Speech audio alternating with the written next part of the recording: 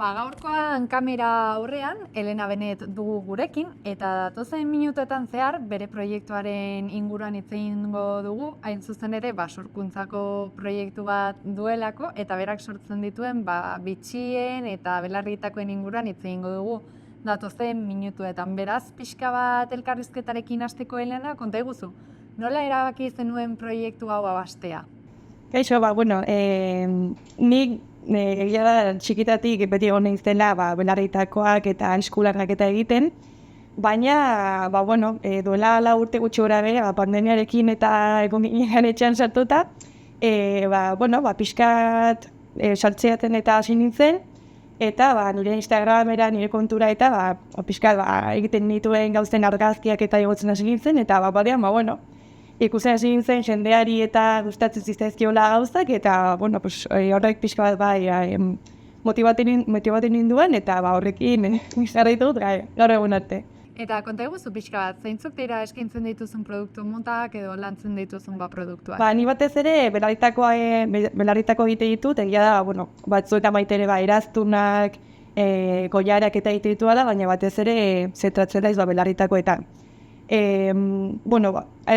Material desberdinekin egia da saltzaten dudala baita ere, baina batez ere guztin polimerikoa erabiltzen dut, eta askotan nire estudio, nire tailerretan sartzen naiz eta sortzen dudara eta ateratzen dena eskintzen dut, eta askotan baita ere badago aukera ezakit eventu edo momentu berezi batzuetarako, hezkuntzetarako eta nirekin kontaktatzea eta elkarrekin belarritako pertsonalizatu batzuk sortzeare.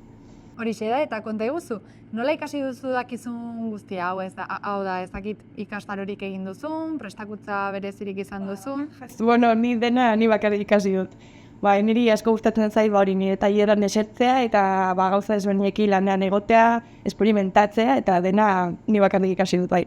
Horixe da, eta konta iguzu, ezakit nondik lortzen duzun, egiten duzun guztia egiteko inspirazioa, nondik hartzen dituzun ideiak, edo pixka bat nola bururatzen zaizkizun? Askotan, egia da, ez dudala asko planifikatzen enagotik egingo dudala. Askotan, kolore batzuetan eda igual pentsatu dezaket, baina ia beti da, ni esertzea, tailerean saltzeatzen hastea, eta poliki ateratzen dena aurrera eramatea, bai. Eta proiektu hau garatzen hasi zarenean, ez dakit saiatu zaren estilo propio bat definitzen, edo lerro bat jarraitzen, edo pixka batera naturalean egiten ote duzu? Egia da, jendeak esatei dela, nire estilo propioan badakala eta sortu dudala, baina niretzako nahi gabe izan da. Ni beti jarraitu dut, pixkat nire gustoaren elbidea, edo bidea, baina, agian estilo propioa sortu dut, baina nahi gabe. Eta konta iguzu, publikoarekin harremana imaginatzen dut funtsezkoa izango dela, ez? Azken finean jendearen iritziak edo pixka bat haien iruzkinak jasotzea eta horretarako azokak funtsezkoak izango dira, ez? Hori da, ni batez ere egia da, normalean sare sozialen bidez erakuste ditu da nire lanak eta saltze ditu dela belarritako baita ere, baina udaberrian eta udan batez ere egiten diren azoketan eta oso lagungarria da pertsona desberdin batzuei iristeko, jendea haien ez zaitula ezagutzen eta aukera oso ona da. Eta hor baita ere jendeak komentazi gizu, zure lana baloratzen du eta hori oso polita da. Hori da, zuk ere aipatu duzu, gaur egun sare sozialak funtsezko tresna direla, honelako proiektu baterako, oso lagungarriak direlako, proiektua ezagutarazi, ez bakarrik hemen, beste lekuetan zure lana zabaltzeko aukera ematen dizutelako, ez da? Hori da. Egia da, garrantzitsua dela, baina horretzetik baita ere lana dago, azken finean nik belarritako egite ditut, baina hau ez da nire lana, eta nik aparte beste lana badakat, eta egia da, denbora eskaini bartzaiona baita ere, belarritako egiteari ez bakarrik, baina gero, sare sozialetan baita ere jarraipen bat eukitzea, historiak igotzea, argazkiak ateratzea, jendearekin baita ere behan kontaktatzea, eta, atzea lana dago, lana eta denbora dago, bai. Eta zer sentitzen da kaletik jendea ikusten duzunean zure belarritakoekin edo zure sormenekin, azkenean hori jendeak zure lana baloratzen duenaren erakusle izango da, ez da? Niri kriston ilusua egiten dit, hori gertatzen denean. batzutan, ezagunak eta direnean egia da, beti izo dudala, ai, zein ilusia, ze belarritako politak eta, baina, kasu askotan baitere pertsonaiek ez ditut ezagutzen, baina, bueno, fijatzen naiz eta ilusia egiten dit, bai.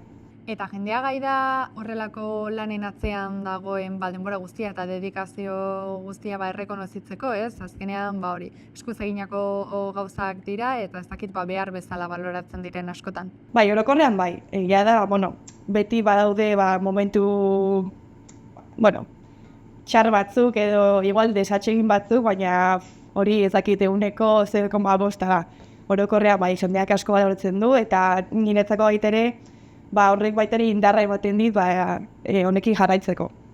Eta konta iguzu, ez dakit honetaz bizitzeko aukerarik ikusten duzun noizbait, aipatu duzu momentuz ez dela zure bizi modua, baina noizbait aila izatea gustatuko litzaizuke?